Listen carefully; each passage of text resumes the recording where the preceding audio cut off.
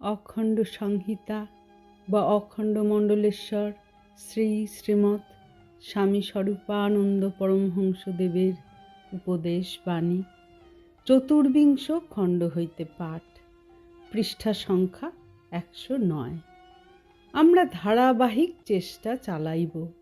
শ্রী শ্রী বাবামণি বলিলেন, আমরা ধারাবাহিক 9 পুরুষব্যাপী চেষ্টা চালাব। আমরা কাজ যখন আরম্ভ করেছি তখন আর থামব না। আমি যদি বর্তমান মরুভূমিতে একটাও চারা গাছ সৃষ্টি করতে না পারি, তবু আমি ভাবব না যে বিফল হলাম। আমি চলে যাওয়ার পরেও এই চেষ্টাটা যদি বেঁচেই থাকে, তবেই আমি সার্থক।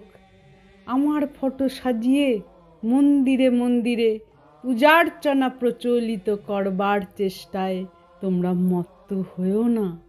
আমার সৎ চেষ্টাটুকুকে তোমাদের জীবন ভরা কর্মোৎসবের সঙ্গে যুক্ত রাখার প্রয়াস পেলেই আমি তোমাদের সঙ্গে রইলাম।